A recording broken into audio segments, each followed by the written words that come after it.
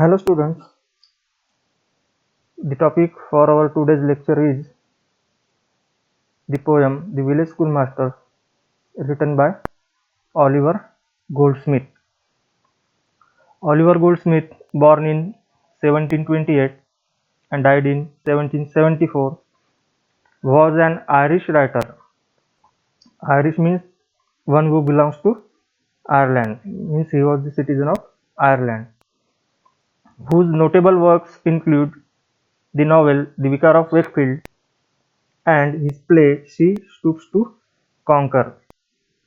The Vicar of Wakefield and She Stoops to Conquer are his best works.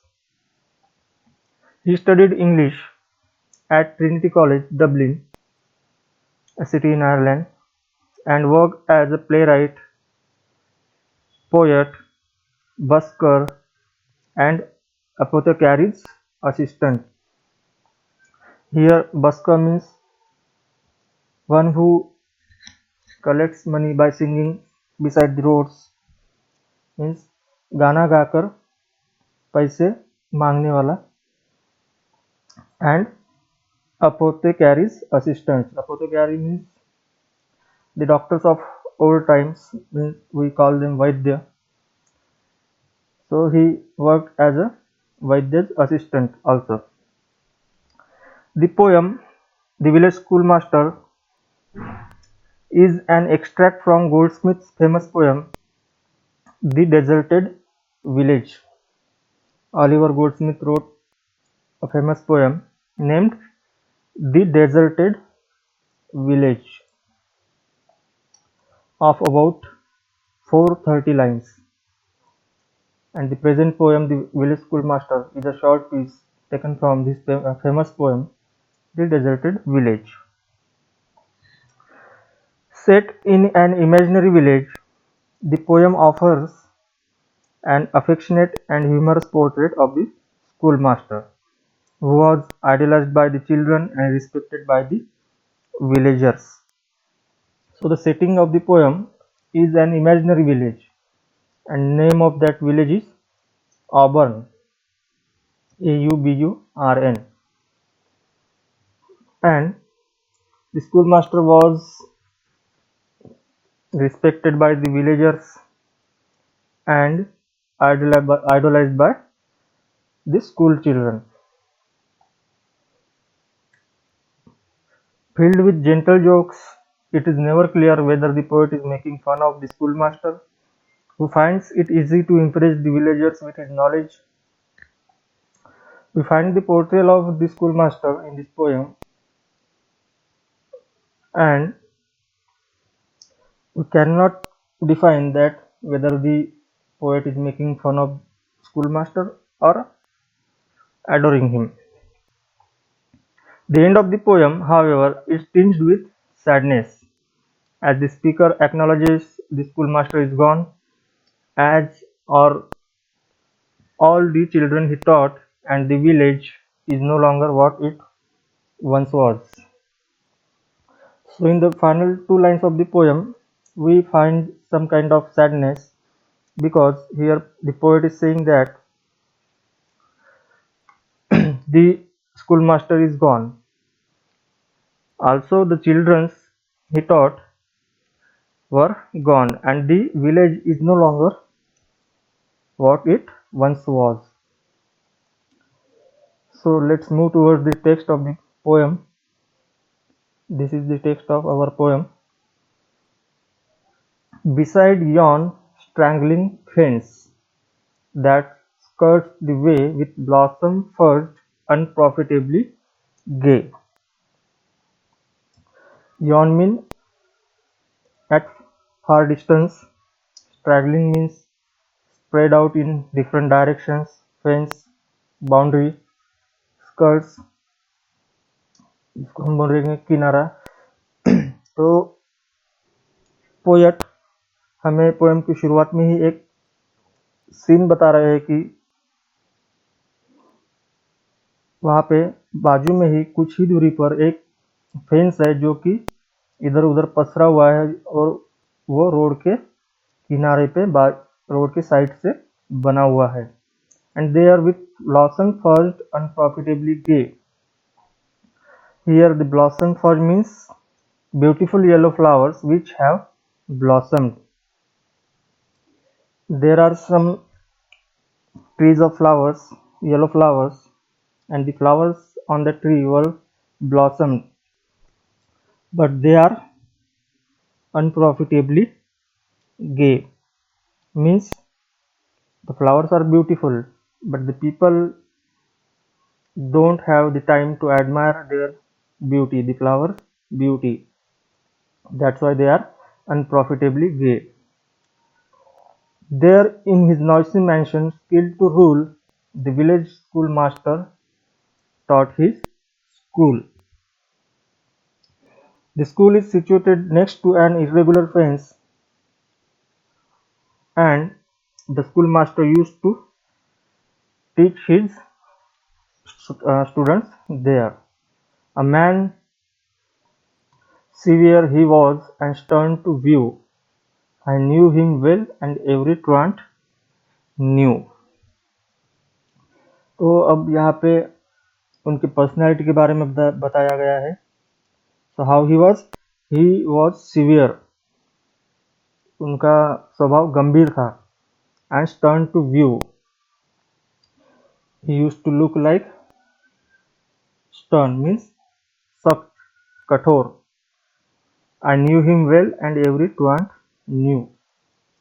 So the poet here saying that I knew him well. वो उन्हें अच्छी तरह से जानते थे. And every truant. Here truant means a child who deliberately skips school. ऐसे बच्चे जो जानबूझकर स्कूल में छुट्टियां मारते हैं. So the poet himself and every truant knew him very well. Well had the boarding tremblers learned to stress the day's disaster in his morning face. Here boarding tremblers means anxiety and trembling exhibited by the school children. तो जो उनके school master का स्वभाव था, तो कभी कभी वो गुस्से में होते थे, तो उसके कारण बच्चों में एंग्जाइटी आती थी, वो थरथराते थे.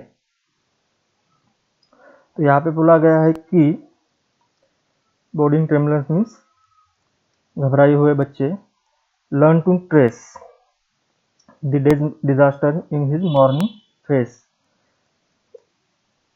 So when in the morning he comes to school, and by looking at his face, every children learn to trace how the mood of school master. So उन्हें सुबह सुबह ही देख के बच्चों को पता चलता था कि आज स्कूल मास्टर का मूड कैसा है. So this is the first stanza of our poem. Let's revise it. Beside yon strangling fence that skirts the way, with blossom first, unprofitably gay, there in his noisy mansion, skilled to rule, the village master taught his school. A man severe he was, and stern to view. I knew him well, and every truant knew. Well had the boarding tremblers learned to trace the day's disaster in his morning face. The village schoolmaster runs his school in a small village. The poem starts with a description of the location of the school. The school is situated next to an irregular fence which is dilapidated and also leaning over. The road leading towards the school is lined with flowers which are not being admired or appreciated by the people. The school is mentioned as a noisy mansion. Following the rules of the schoolmaster, the village teacher is equipped to manage a class and teaches his lessons there. He is a very strict disciplinarian and also a stern person to observe. The speaker says that he and all other truants know him well because they have undergone the master's rage.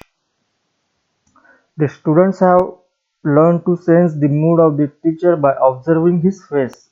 In the morning, the day's trouble is noticed from his forehead or his face. So this is the explanation of first stanza. Now second stanza.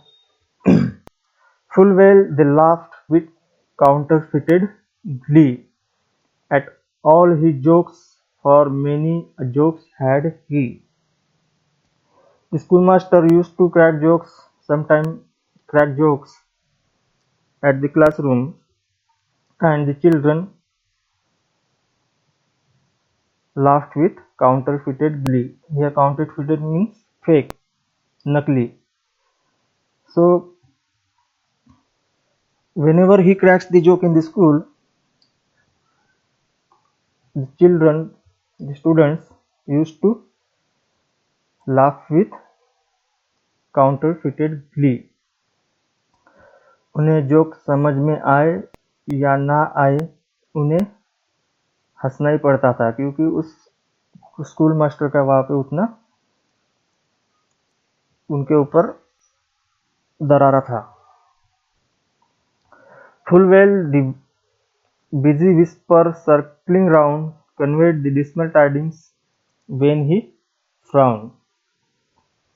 Here the word frown means furrow one's eyebrows in an expression indicating disapproval or displeasure. So whenever he frowned,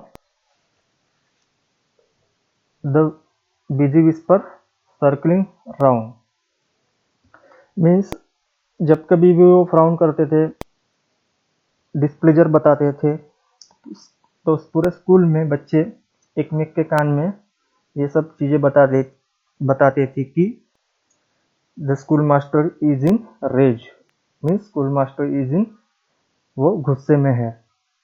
तो ये खबर पूरे class में फैल जाती थी जब कभी भी वो अपनी आईब्रो गुस्से में ऊपर उठाते थे. Yet he was kind or severe in aught, the love he bore to learning, was his fault.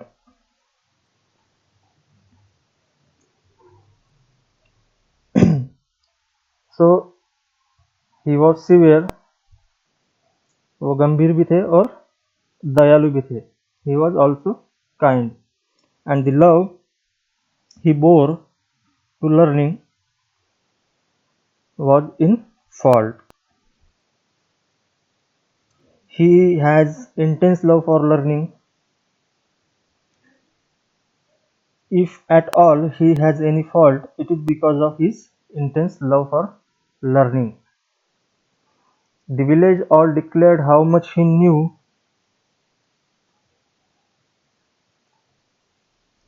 This is the second stanza of our poem.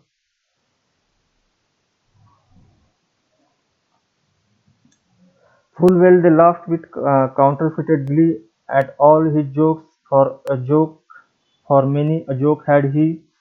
Full well the busy whisper circling round conveyed dismal tidings when he frowned. Yet he was kind, or if severe in aught means anything, the love he bore to learning was his fault. Dismal means निराशापूर्ण. Tidings means खबर.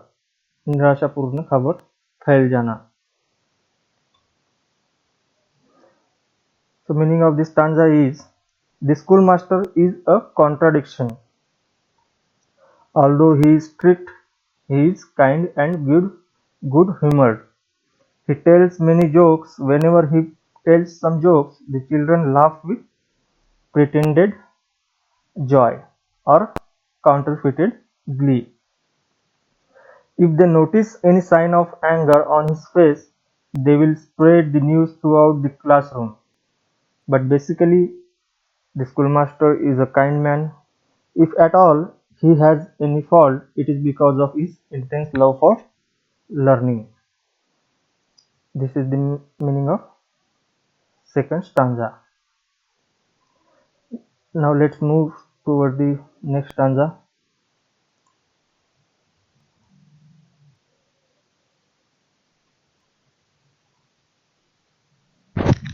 The village all declared how much he knew. It was certain he could write and cipher too. Village means the people of village declared how much he knew. So the schoolmaster is admired and respected by the villagers, and the people of the village also come to know that how much he knew means he has so much of knowledge, and it was certain he could write and cipher too. He was good at writing, reading, and cipher too. Cipher means to calculate or solve mathematical problems. So much of things he knew. These are some things from that. Lands he could measure, terms and tides presage, and even story ran that he could gauge. He also able to measure the lands. Terms and tides presage means he knew the boundaries of territories and was capable of predicting the dates of festival. At that time there were no calendars. They used to know the dates of month or the year by looking at the sun. Likewise, they know the time of day by looking at the sun. They get to know the days by looking at the moons. And even story ran that he could gauge.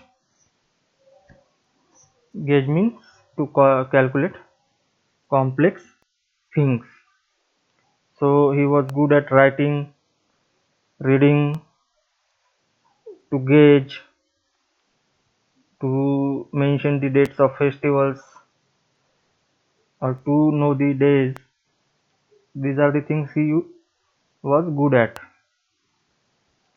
In arguing too, the parson owned his skill, for even though vanquished, he could argue still.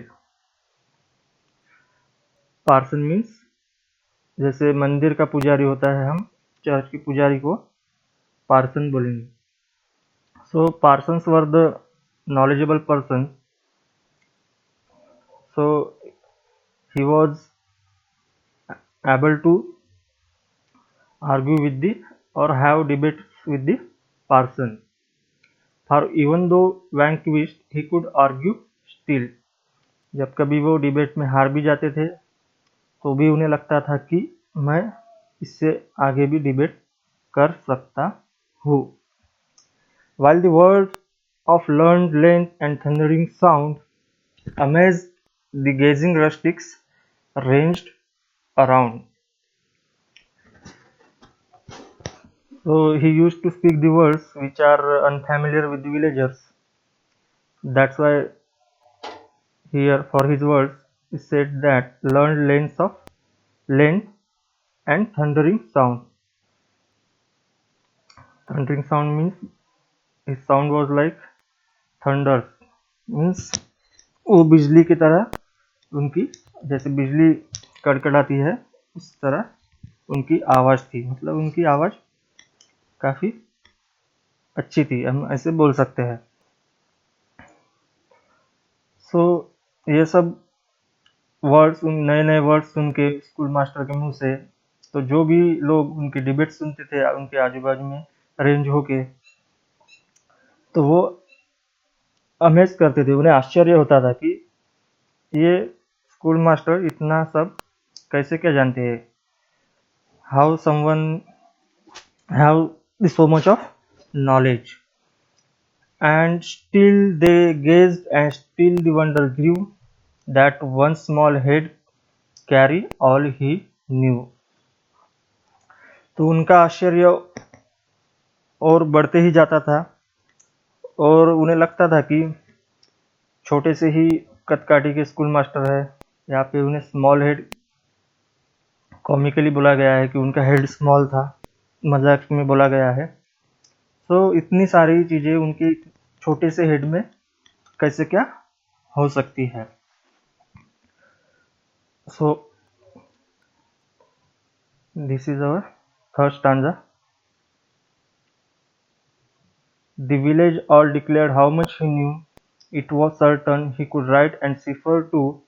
Lands he could measure, turns and tides presage, and even the story ran that he could gauge. In arguing too, the parson owned his skill, for even the vanquished he could argue still. While the words of learn, length, and thundering sound amazed the gazing rustics ranged around, and still they gazed, and still the wonder grew, that one small head could carry all he knew. The schoolmaster is admired and respected by the villagers. Everyone in the village praise him for his great knowledge. He can write, do mathematics, and predict weather patterns and the tides.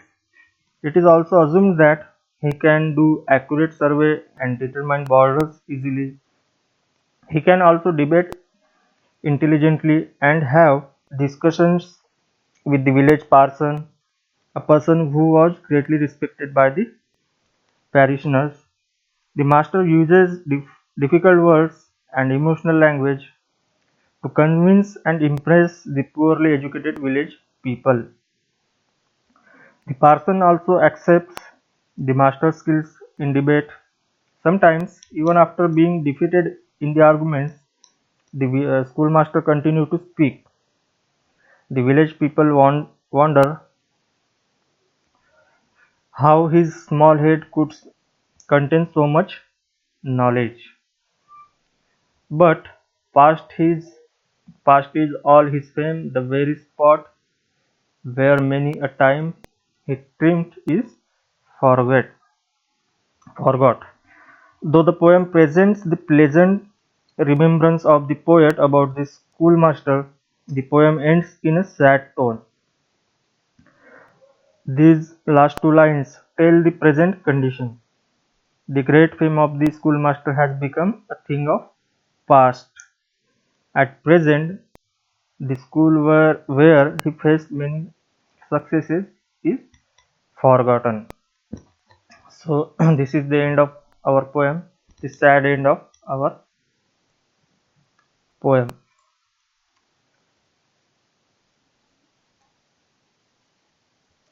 That's all for this video. Thank you.